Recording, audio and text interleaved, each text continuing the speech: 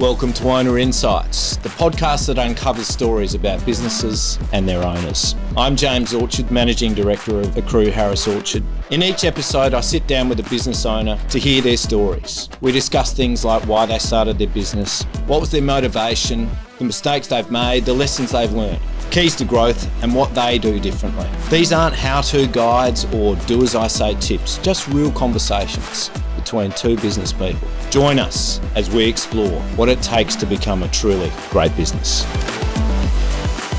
Nick Addison, welcome to Owner Insights. G'day, James. Great to be here. Thanks for having me. Thanks for joining us. This is a little bit of a different angle from what we've done in the past because you're the CEO of AOSMA. Let's just call it Adelaide Oval because it's much easier. Much prefer. You don't own Adelaide Oval, obviously, but you've got a role which I think is going to be really interesting to unpack and maybe even compare to what it's like being an owner of a business. So why don't we just start with how one actually becomes CEO of Adelaide Oval? What did your family life growing up, what your mum and dad did, how you got into the commercial world, did you ever own a business, how did you end up here? Yeah, sure. It's not a linear path. It's full of peaks and troughs and setbacks and so forth, so it certainly hasn't been easy. But the one thing growing up that I loved was sport.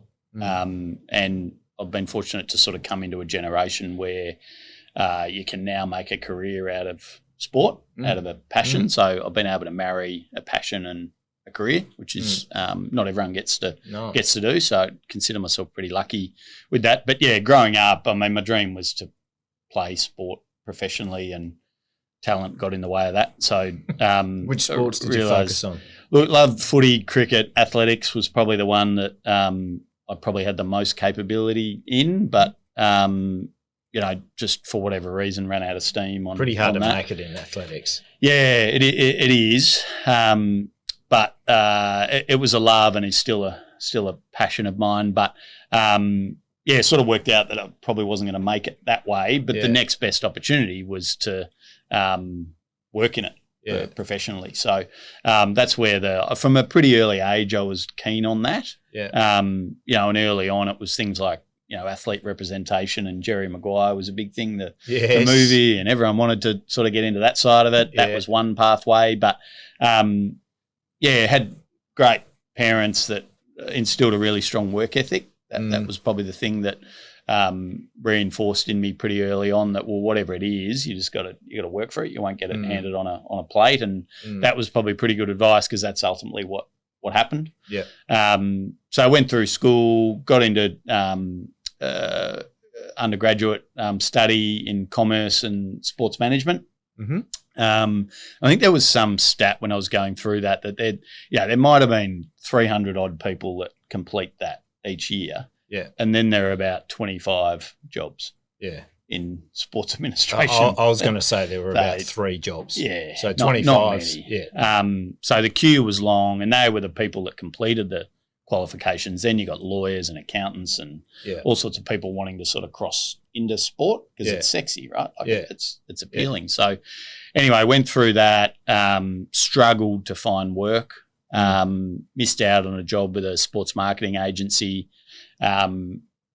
Wrote back to them, said I'll work for nothing. They took me up on that 1 day a week, went to 2 days a week, 3 days a week. It was probably illegal what I was doing, but I worked with them for I reckon it was about 4 months doing that without pay, rocking up every day. And eventually they put me on paid 1 day a week, paid 2 days a week, and I was still there 4 years later. So this is early to mid-20s. Yeah, about that. And was just lucky. It was with a sports agency headed up by a guy, James Henderson, who manages people like Ricky Ponting, Alistair Clarkson, Justin Langer. So he's done well, but he saw something in me that he saw 4 months of free work for working for nothing. So and that was that. There was a fair bit of commitment and effort in that, but it probably goes back to that work ethic that's been instilled, and the fact that you're entering into an industry that is really attractive for people, because it's pretty good if you can mix your passion and your profession. Absolutely. So, worked there for, as I said, for about 4 years, which was great. Learned an awful lot from James and the team, and then got into horse racing at the Victoria Racing Club, working on the Melbourne Cup. Yep. Had a couple of stints there. Spent some time in insurance as well, which was very different to the sports industry. So sorry, hang on. How did we get into insurance? Yeah. So you're working at the VRC? Yeah. One of our sponsors at the VRC was Amy, the insurance company. So they sponsored our Derby Day, one of our big partners, and they provided an opportunity for me to go and work on their sponsorship portfolio across sports. So I had 3 years with Suncorp. It's the parent company of Amy, working across their different sponsorships, which included Amy Stadium, Football Park, early days. So had some connection to Adelaide through that. And then another more senior opportunity came back at the VRC, so I went back there for 10 years. And then got a call about a CEO job in Adelaide that probably wasn't high on my radar of opportunities, just because I think at times when you're looking for jobs or looking for the next opportunity, you can get a bit narrow. And that's a skill that I've learned in business as well, is that sometimes the answer is further out, left and right, than just the sort of tunnel vision that I think we can all get. And that opportunity came up over here, and worked through it together with Megan, my wife, and the kids were young enough that it was an opportunity that sort of presented well to us. And because you're picking up your life and you're changing houses, changing jobs, changing schools, changing friends in a way, networks, all that sort of stuff. So, we decided to take the plunge when I was lucky enough to be offered the role. And it's almost 4 years ago, and it's one of the best decisions we made. Really? Yeah, I think so. Looking back, it's been great for the kids to sort of take them out of their comfort zone. Yeah. How old are the kids? Now 9 and 15. Yeah. But then we're sort of 5 and 11. Quite young. Yeah, we're pretty young, and it wasn't straightforward in terms of convincing them and so forth, but they were great. And look, I think sometimes in life you got to get outside of your comfort zone, and that wasn't always a core skill of mine, so I've had to work on that a bit to push yourself, and glad we did. And can I just touch on something that's a little bit touchy in the minds of some South Australians? Yep. What was it like being a Melbourne guy coming to Adelaide? What were your actual impressions? And I'd be interested to know what Megan thought as well. Yeah, well, the unique thing was Megan was born here, right? But left to go to Melbourne. Her parents moved to Melbourne when she was about 2, I think, 1 or 2. So didn't really have too much. Not a strong connection. No, too much connection. So that wasn't a factor. But I think it helped in convincing, well, at least she had some connection here. Yeah. And the cultural shift was, we didn't know it at the time, but we suspected it. But, if there's another city similar to Melbourne in Australia, it's Adelaide, because they like food, they like wine, they like footy, they like cricket, they like coffee, they like the arts. There's a lot of similarities. It's a small Melbourne in some regards. The other thing I've heard about the similarities between Adelaide and Melbourne, but probably the same can be said for Brisbane and Perth as well, is that unlike Sydney, your personal connections here are very valuable. And you can get a long way off the back of your personal connections here. For sure. So have you found that? And how did you find it when you came here with virtually no connections? You've got to have the mindset to be prepared to invest in them. Yeah. And that means investing at times when you don't need anything back. I think what a lot of people do in business is that they invest in something when they've got ulterior motives to get something back. Yeah. But one of my cores to relationship building is you got to invest even when you don't need something directly back, because that's what justifies the trust and the engagement. When you do need something, people are perhaps more inclined to work with you because you bothered to invest for the sake of investing. And they find you more genuine. I think so. I think so. So we found it a relatively easy market to break into. And I think what's been going on in the state through the leadership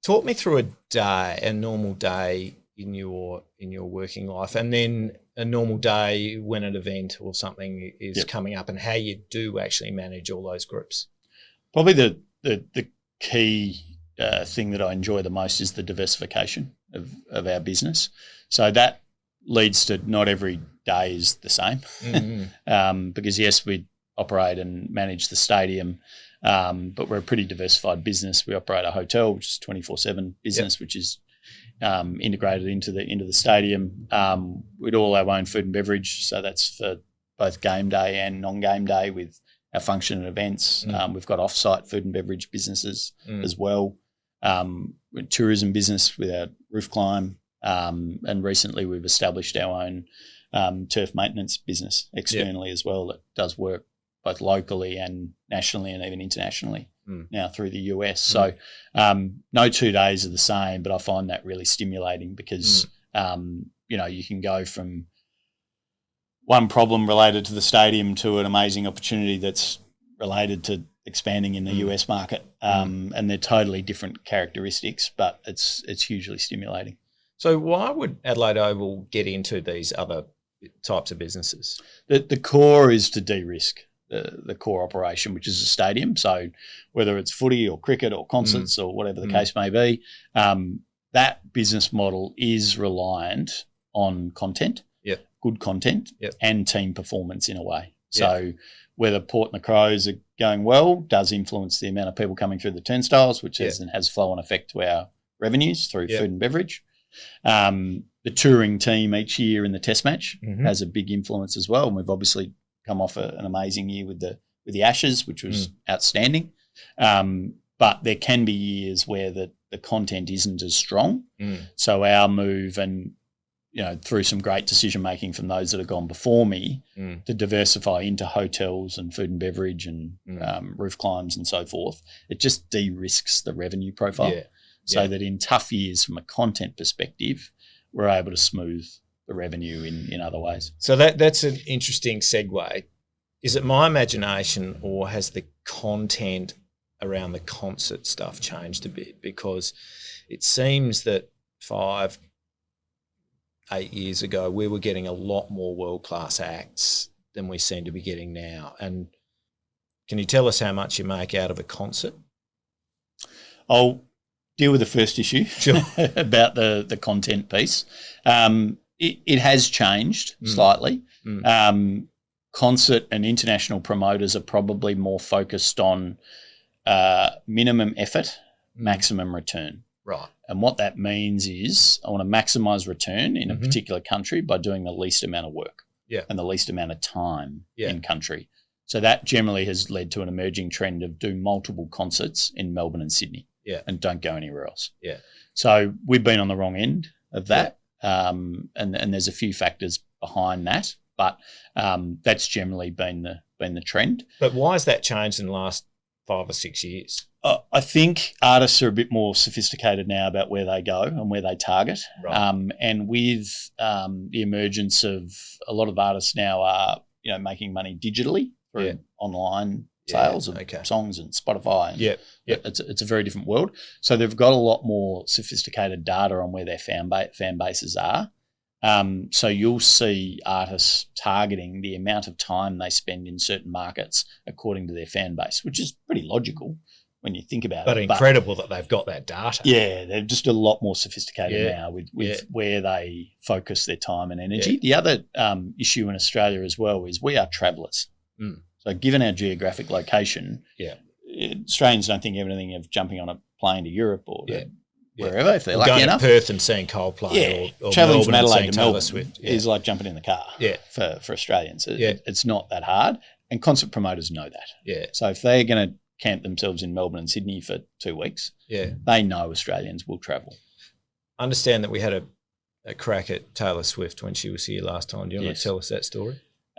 We did, and I was under some. My daughter was spewing that she wasn't playing Adelaide, by the way. Yeah, look, you can South Australians can rest assured we, as a collective, we had a real crack at that, and we were prepared to go to strong lengths to try and make that a reality for South Australians. But unfortunately, there wasn't a world where that was going to be feasible. So because no money was ever going to be enough. Time was more an issue for Right. Taylor Swift than money. Okay. It's a complex jigsaw puzzle between the different regions in the world, and we fall into the Asia Pacific region. So they're very focused on Singapore and Japan and Hong Kong and Australia and how long they spend in each. Yeah. In Australia, we get pretty parochial between South Australia and Western Australia and Victoria, we get offended. Queensland. Yeah. A lot of the time, it's not about that for them. They're about how do we maximise return, minimum time in country. This is the schedule that does that, and then we're in and we're out and we're off to Tokyo or wherever we're going. So given that we've got lots of different income streams under the AOSMA brand, can you give us a bit of an insight then into the seemingly annual tussle about the cost of a pipe? Yeah, certainly can. And it is one that I'm well aware of and familiar with. I reckon Graham Corns writes an article every year about it. Yeah, it really comes down to, we absolutely appreciate we've got an obligation to balance the affordability side of things, and we're not the only industry that's confronted with rising cost of living and rising supply chain costs and all that sort of stuff. What it really does come down to is we try and offer the best quality products at the best price we can. That's our objective in terms of when we set out to do this. Our supply chain is very different to, say, a Coles or a Dan Murphy's. Our buying power is significantly different to what people will find when they walk into Coles or the local bottle shop. And that's where we find the comparison is a little bit unfair. Yeah. Because, as I said, the supply chains are very different in terms of how that product gets to our consumers versus. So that means Adelaide Oval's cost of product is more. Yeah, far higher in terms of, because our buying power just isn't. Yeah. So the profit margins are far less. Yeah, correct. So when you factor that in, and as I said, we've still got that obligation to balance affordability, and we try and focus on the best quality products at the best possible price. The other thing that's important is we are a commercial enterprise, but we're also not for profit. And what that means is that all the proceeds that we make across all our enterprises, it goes to two causes, essentially. One is either to the development of football or cricket in South Australia, and the other is to keeping Adelaide Oval at a world-class level. So it's not going into anyone's pocket. Yeah, it's going purely into one of those two directions. Okay, so let's say we don't put the price of pies up this year. What's the actual outcome of that? Naturally, any business operator will know their margins will get diluted because the cost base continues to rise. And that would ultimately mean the opposite of what I said before. So there's less money going to footy and cricket, and there's less money going into the sinking fund. Yeah. Which leads to, in my view, a poorer experience for either people that play footy or cricket in South Australia or those that attend Adelaide Oval. So can you give us a bit of an idea then as to what the main categories of cost are in running the ground? I mean, people will walk down there now and there'll be no one there, maybe a few people doing a tour or something, but there won't be a whole lot going on. Why does it cost so much? Yeah, there is. We've got a conference in there for about 800 people at the moment. So that's the beauty of our model, is that across a Monday, Tuesday, we are earning income. So that's the diversified model. The hotel's full at the moment, which is great. Again, for a Monday in an Adelaide market. Well, it's such an amazing facility, isn't it? Yeah, they did an amazing job with it. Yeah. So they've built a good asset there that, when coupled with the stadium and all the different offerings there, it's pretty compelling. So getting back to our cost base, labour is a huge cost base for us. How many employees are there? So we've got about 250 permanent, and then about 1,600 casuals, and we obviously scale up. Infrastructure costs money as well. We're a heavy infrastructure business. What does that mean? What's infrastructure? To give you some insights, we've undertaken a number of developments and upgrades the last couple of years. We upgraded our light towers to LED colour technology. That cost us $5 million. That's publicly reported. We're in the process of upgrading our replay screens in the stadium at the moment. That's another $3 million. We're upgrading our turnstiles at the moment. So these things are meaty investments that need to be made to keep Adelaide Oval at a world-class standard. And it is a bit of an arms race in stadiums globally. Even within Australia, Adelaide Oval has been fortunate that we've been one of the newer stadiums in terms of the redevelopment in 2014. But over the next sort of 3 or 4 years, you will see a new Olympic stadium come online in Brisbane. It will be one of the best stadiums in the world. You'll see a new stadium in Hobart. Optus Stadium in Perth was already newer than us.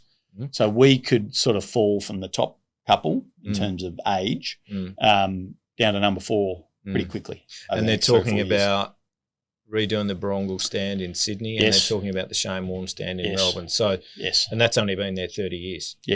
So stadium life cycles are becoming shorter, and the 2 key drivers of that is one's technology.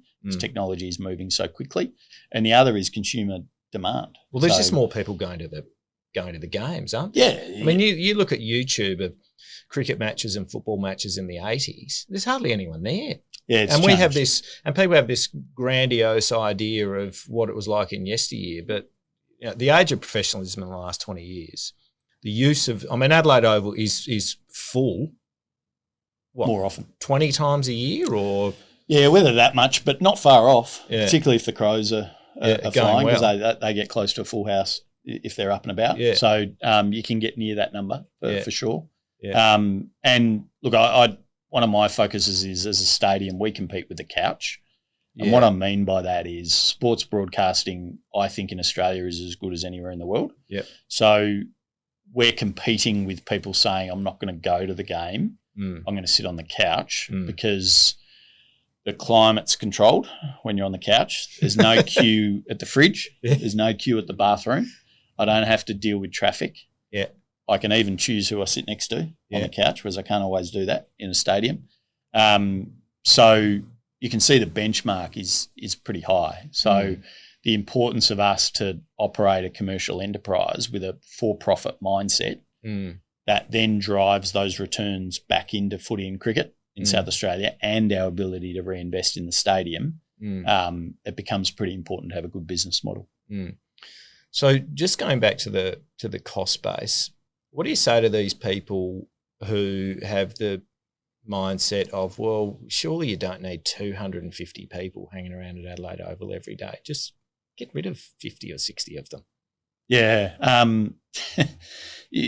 I hear that a little bit in other circles. It is. And, that is sometimes ill-informed in terms of what the actual scope of people's roles is. We're a pretty diversified business now. And, when you're 24/7 as well, your workforce sometimes needs to be doubled because you've got day and night that needs to be operating.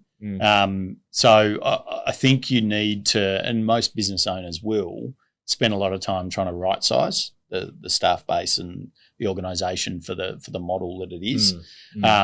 But, we're also expanded now with our turf management business. We've got people on the ground in Victoria, because we've got a base at Cardinia Park in Geelong. We've got people on the Gold Coast as well, because we work with Southport Sharks. And, in time, with the way cricket is expanding in the US market, it wouldn't surprise me if we had some people on the ground in America as well. So the business model backs that up and the returns are there. But when you've got a diversified business model, it generally means you've got people doing a range of different tasks. Is it true that the ICC hired Adelaide Oval and Damien Hoff to lay the pitches in America for the World Cup 18 months ago? Yes, which was an amazing... So tell us about that. Yeah, it was an amazing project. How do you do that? With difficulty. But, it was an ambitious project that was put in front of us, and to be honest, there could have been some times where we said no. But why did just to start? Why did the ICC come to Adelaide Oval? Why didn't they go to the MCC in London or to someone in India? I think it's a question for them, but what I would hope was the reason is they had the most faith in us and the ability of our grounds team to deliver an outcome within the really incredibly short time frame. So it's a worldwide reputation that you've got. Yeah, which I think has been well earned by the business over the last sort of really 20 to 30 years, to be honest, not just since the redevelopment, but the ground Definitely. and the prioritisation that we put on the brand and reputation of the ground. That's a really conscious decision for us, is that we prioritise the performance and the look and the feel of the ground. We might be the only city in the world where our ex-curator is a celebrity. Yes, yeah. And I think there's a stat that we've only had 3 or 4 curators in 100 years or the case may be. So it is a really sought-after position. Yeah. And it's a highly respected position. So the strategic move for us was to think about how we can commercialise that expertise externally. So we were in the game of building Adelaide Oval turf solutions before the ICC came to us, but it helped propel the growth of this business.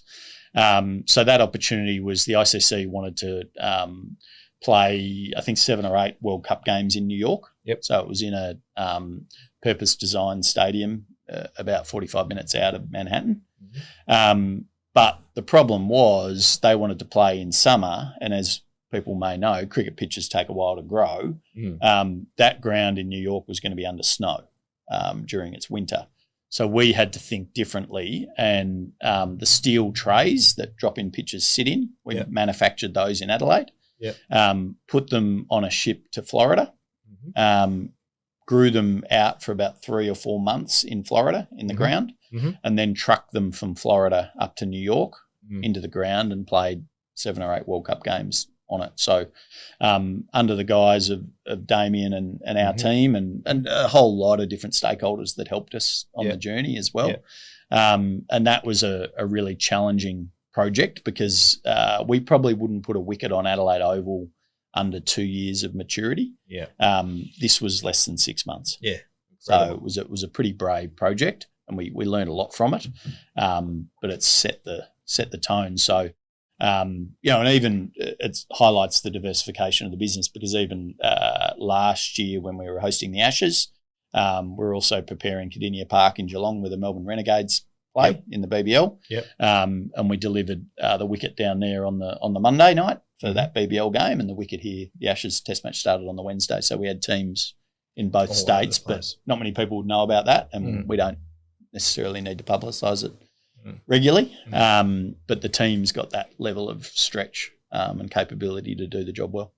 So you mentioned Damien Hoff, head curator. How much time was he spending in the US, and how did he manage to get a wicket up in 6 months when you would normally spend 2 years?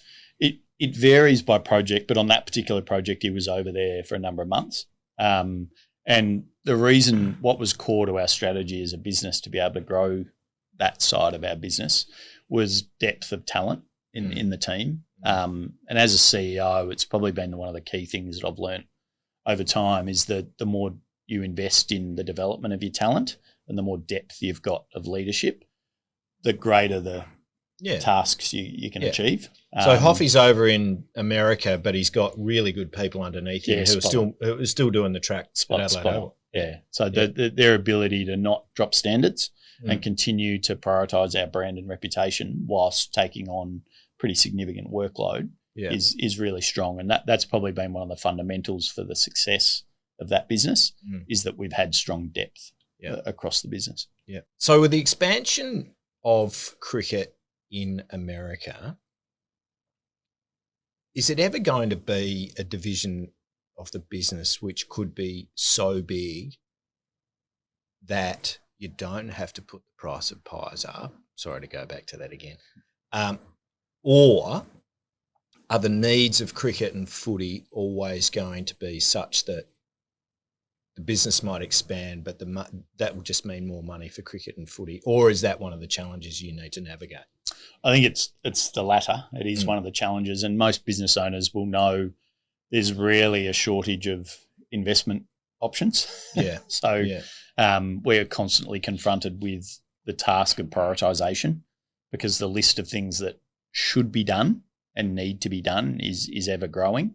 So look, we already do take a decision to slightly subsidise food and beverage offerings, because if the true cost was passed on, it'd be a lot higher than what it is. Well, if you're spending $5 million on the lights and $3 million on the screens, is that all coming out of the sinking fund, or is that basically just coming out of money from cricket and footy? No, that's essentially coming out of our operational costs and operational returns. Yeah. So that's just in the business model. It's a reinvestment mindset. And they're just two items. That's before, you walk in on any day and there might be pressure cleaning going on in the venue. That's a significant cost. We've now started utilising drones to clean the roof grandstands as well, which is an advancement in technology. Yeah, and that just prolongs the life of the asset. I'm guessing. Correct. Yeah, correct. So you've got to invest in the maintenance of these assets to be able to then stretch out their lifespan. So we've got a pretty comprehensive program of reinvestment back into the assets, just to try and make sure they're in as good a condition as it keeps the ground world class. Yeah, and that's the goal. Yeah, that is the goal, is that when people come to Adelaide Oval, it's not just the game that they're coming for, it's an experience. 100%. And that's particularly a key factor for us from a tourism perspective to drive interstate visitation, and we've seen it with Gather Round, which has been unbelievably successful, that people will talk about Adelaide Oval as an experience, not just the game that they view. And surely that's where the ground has an advantage over the couch, is that it's great to sit on the couch if it's raining and all of that, but gee whiz, every time I walk into that ground, it's like, wow, how good is it to be here? That's the goal. That's why the objective is that it's very difficult to substitute for the in-ground experience, but that'll only be the case if we continue to invest and we continue to find ways to embrace technology, continue to find ways to make the fan experience as compelling as possible, because, otherwise the couch looks pretty good. Yeah. Nick, you speak with great passion and enthusiasm, and it's really great to see. What motivates you? And I guess I'm coming at that question from an angle of a business owner who talks and works with business owners all day long. And the things that motivate them are often quite personal things, either handing the business over to the next generation or keeping the ATO at bay or making more revenue or more profit or whatever it is. What motivates you to do such a great job at such an important asset? Thank you. There's probably a couple of things. There's a personal element to it, and then there's a professional element to it.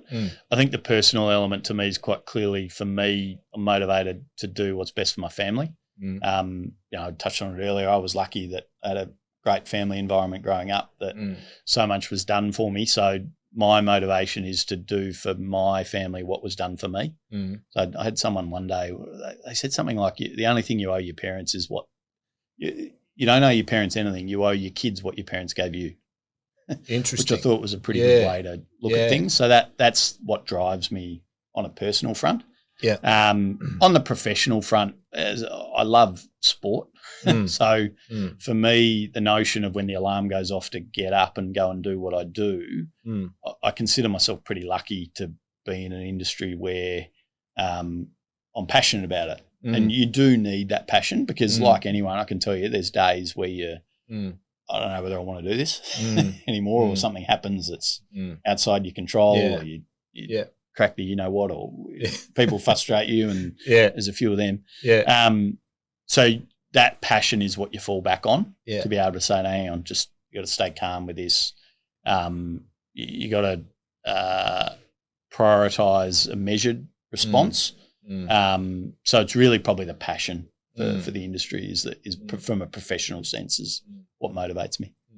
So not everything goes right all the time, I'm guessing. One of the more public things that didn't seem to go as well as it could have was day one of the Test match versus India last summer. And I know Charlie Hodgson, the Saka CEO, when I got on the radio and had to defend what had gone on. Can you give us a bit of an insight as to what your perception was of the long lineups and so on, and what you did in response to it? Because it didn't seem to be a problem this year. Yeah, look, and you can sometimes learn from some setbacks. Yeah, and of course. Particularly with the Ashes this year, we actually were planning for the Ashes before the India Test match, 12 months prior. Yeah. So there were some things that we did for the India Test match that wasn't for the India Test match. It was with a view to the Ashes 12 months later. It's a practice run. Yeah. Practice is probably not right because it's naturally the India game is incredibly important. Yes. But there were probably some things that the public wouldn't have noticed that we trialled around that India Test match, which was a view to – because it was a big step up for the Ashes Test match and we knew we had to get it right. Yeah. Day one of the India Test match, we probably didn't get everything completely right. What we suffered from was something which is a bit of a battle for most stadiums around the world, and it's localised overcrowding. And what that essentially means is that a big group of people want to be in one area. Yeah. Yeah. And it's a bit like an analogy with when a plane has 300 people on it, it takes off with 300 people.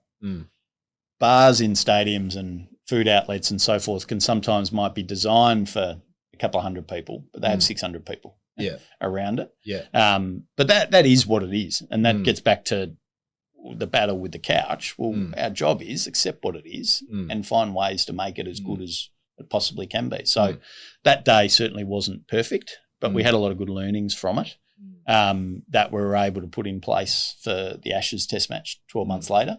And certainly our customer satisfaction investigations and scores and so forth were really, really strong, and we're proud of being able to deliver a really good experience. Yeah, yeah. Well, I guess the ground – I mean, cricket is different to footy in a lot of ways, isn't it? Because you get a throng of people going at any one time compared to footy where it's – sure they go at quarter time and half time and whatever, but cricket, it's much more exaggerated. Very much so. Very much so. And behaviour is different as well, and that's your point that the day is different. It's a different cadence. It can be a different demographic as well, but it's incumbent on the stadium to plan for that and adjust for that. Yeah, yeah, because people will say, gee whiz, I go to the MCG and they're serving me 8 beers at once. You know how they've got those – why don't they do that at Adelaide Oval? Yeah, we're governed by, and most stadiums are governed by liquor licensing requirements that dictate how you serve, how many you can serve, and that can sometimes vary within an event. So even within an event, sometimes we may have a maximum of 4 drinks per transaction. That may get cut down by the liquor licensing authority mid-event down to 2. And is that a state-based thing? Yeah, it is. Yeah, right. So it will vary. The protocols will vary by state. Yeah. But we're rapt to be able to say we've got a really close relationship with SAPOL. Yeah. And we really trust their judgment and their support in those environments. So just to be clear on this, that is not a stadium decision. That is a SAPOL decision. Yeah, it'll more often than not, it'll be a combined decision. But we'll have representatives that sit in our control room across every event at Adelaide Oval. And that's probably hopefully reassuring for people that they know stadium management, SAPOL, whether it's St John's Ambulance or whatever the case may be, are all working together to be able to manage and keep everyone safe in the venue. And they're collaborative decisions that are made. Yeah, yeah. So that's the sort of detail that I don't think people would have any idea about. You know, whenever problems come along when you're a punter, the answers are so simple. Why don't they just this? Why don't they just that? Yep. What else goes wrong sometimes in your role? Medical incidents are very common and becoming more common. So to give you a sense, during the test match, we probably had over 80 individual different medical incidents that required attendance and treatment across the 5 days. 15, 16 a day? Yeah. Yep. Jeez. So that's not uncommon. Now, a bit of that can be heat related because if you remember, it was a very hot days. Yeah, it was a very hot environment. So that can drive that. The emergence of, because we're in the food and beverage industry, the emergence of food allergies is a really big focus area for us that we allocate a lot of time, resources, and frankly money to ensuring that those food allergies are respected and protected, so that when somebody does have an allergy and they come to Adelaide Oval, that allergy we're made aware of it. We put provisions in place to navigate around that allergy every time. Yeah. And there's no exceptions. That's our goal. But But what we are finding also is the intersection between food allergies and food preferences. And what I can mean by that is in a room of 800 people for a function, we can find in some instances there's up to 400 food preferences that come through to us. Crikey. So that's a significant task for our kitchen team to accommodate that. And there is a distinction between food preferences and food allergies. And our core focus very much is ensuring food allergies are managed in an appropriate way. Yeah. And then the preferences. Yeah. But for food allergies, for some people, sadly, it is a matter of life and death. So that's why this really strong focus we have on them. So whereas the CEO of Adelaide Oval 20 years ago might have been dealing with a streaker or something like that, you're now dealing with food allergies. So things have changed a little bit. What about something like the Eddie Betts situation? Geez, that's a while ago now, but everyone still remembers it. That was a horrible thing to happen to him. How does that affect you? It does, and it is a focus for us because crowd behaviour is something that has the potential to impact the experience of those around them. And as a dad of young kids, when I'd go to sport in, various venues, I am conscious of the surrounds, and particularly things like poor language and poor behaviour or racial remarks or whatever the case may be. That is not the environment that's conducive. And for people anyone can lose their minds at the football, absolutely. particularly. Absolutely, it's an emotional product. Yeah, you see sometimes very respectable people losing their minds totally, but that doesn't excuse any of it. So we've got a very strong focus on removing people that don't want to abide by the behavioural guidelines in the venue, and we've got a great security setup that helps us do that. We don't always get everything right, but we do try and lean on the side of encouraging a really strong, enjoyable environment. And if someone wants to spoil that for those around them, they may not watch the whole game. In I think it was the 2010 or 11 or 12 state election, one of the big discussion points was, do we have a new city stadium or do we redevelop the Adelaide Oval? Thankfully, we redeveloped the Adelaide Oval. Good choice. Yeah, that's worked out pretty well, I think. And we talked about what's going on in Brisbane and Hobart. Where do you see the Adelaide Oval in 10, 15, 20 years? Christopher Pine rather provocatively said that we'd have to rip down the Moreton Bay trees and put another grandstand up there. I don't think he was serious, but that is the sort of thing that I guess is possible. And you see what's going on overseas, like at the Tottenham Stadium, they're sliding different floors in for different things on different days, and some of the things that are going on with the fully enclosed stadiums in America are incredible as well. Where do you think Adelaide Oval's going in 10, 15, 20 years? It's something we do think of quite regularly because you've got to make decisions not just with a 1 year lens, with a 10, 20, 30-year lens. So we are conscious of it. So that in simple terms, I hope it's still a renowned world-class stadium. And even in the last few years, we've had Pink, the musician, describe it as the most incredible venue she's seen.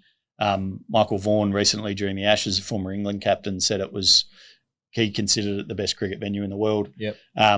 So in short, I hope in 20 to 30 years' time we're still getting feedback like that. You then get to how do you do that? The Moreton Bay Figs is an interesting one. That'll be the next CEO's job because this CEO won't be responsible for removing them. Because it gives the Adelaide Oval character. It gives it its iconic status.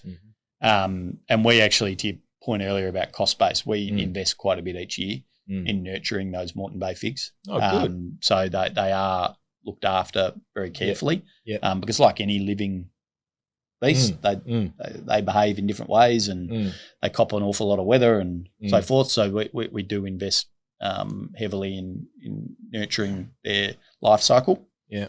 But we've got to constantly be evaluating what does a world-class experience look like. And over time, I think the stadiums that are reinvested in do stand out from others, and that people not just consider the game that they go to as the main course, they view the experience enhancing the game that they go to. So that's our challenge to continue to make sure that Adelaide Oval delivers that world-class experience. And world-class standards are pretty high. And getting higher. Yeah, very much so, particularly as you mentioned through the US. I was lucky to do a 2-week stadium tour through the US last year, and the standards are incredibly high. Well, they all seem to be enclosed now, even the NFL grounds. Yeah, the roofing technology is very advanced these days, and it does give you flexibility because it can be open and it can be closed to counter inclement weather. But the trends are very much clear around what is world-class experience and its technology. It's bringing fans closer to the game, and not just distance-wise closer, but being immersed in the statistical side of the game. And you're seeing that very much with the younger generation wanting to be connected. So that is one deficiency of Adelaide Oval at the moment, is that we are the only Tier 1 stadium in Australia that doesn't have public Wi-Fi. Right. So that is an area that we need to catch up on. Yeah. And so what would it cost to put that in? It's pretty significant. You're probably talking between $5 and $10 million. So it's not an insignificant expense, but that is something that we will need to tackle. And what's the impact of not having that? Just means you can't get onto your phone quite as easily. Yeah, your ability to utilise your phone. Probably more for data. Horror, we have to detach from the phone for 2 hours? There's strong debates on that maybe it's a good thing, and it's probably why, is it why? But, Qantas are one of the few airlines in the world that don't offer in-flight Wi-Fi on their long haul, on their international, whereas Emirates and Qatar and Etihad and Singapore and so forth have all moved that way. So it is a challenge for us, but what you're finding is the younger generation want to use digital platforms as a second screen or to enhance the consumption of the game in venue.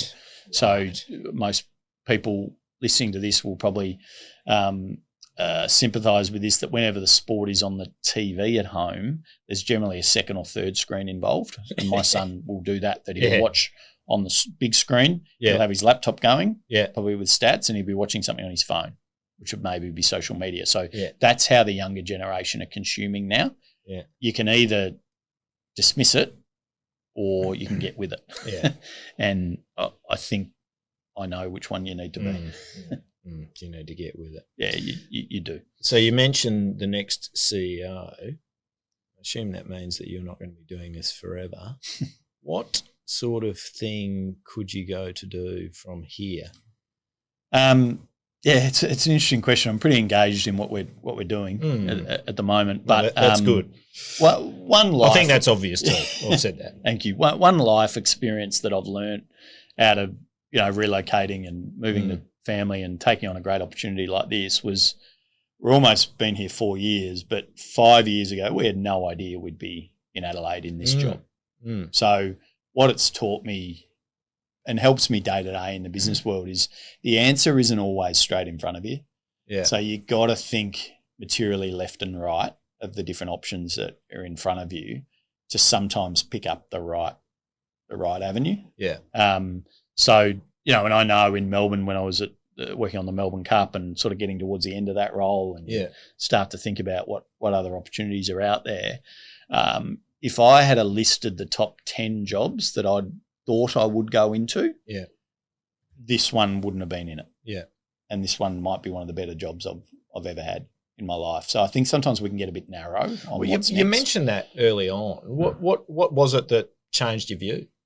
Once I got to understand the business model and the diversification, that it wasn't just a stadium. There was a lot more to it, which naturally goes to stretch and challenge and stimulation and so forth. So once I got my head around that, and as a first-time CEO, and for those that have done it, it is a big challenge as a first-time CEO because you haven't done it before. But particularly for any boards out there, one of my big gripes is this notion that first-time CEOs are a risk.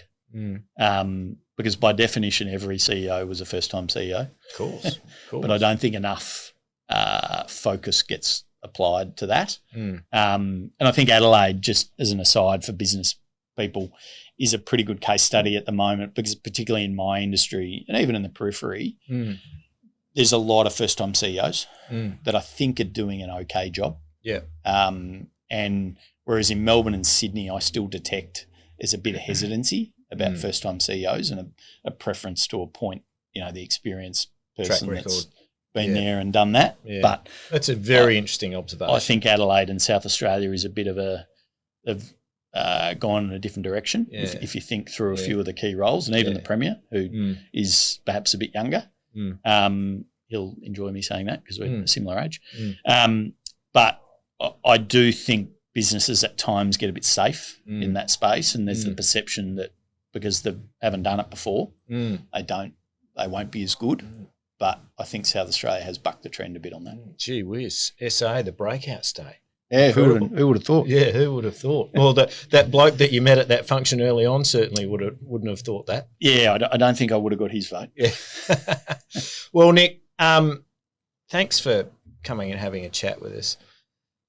I don't think it's an exaggeration to say that Adelaide Oval is, if it's not the most important, it's one of the most important things that we've got going as a state, and I think that everyone in Adelaide looks at that stadium with great pride. We look at the way it brings people here from interstate and the events that it enables us to showcase. And can I say, I think you're doing a fantastic job as the CEO. I'm really thrilled that you came over and took on the role, even though it wasn't in your top 10 dream jobs. And long may you stay, and long may the ground continue, and the other businesses continue to be fantastic for footy and cricket, but for the state generally. Thanks, James. It's a great responsibility, and I'm really enjoying it. So thanks for having me. Anytime. Cheers.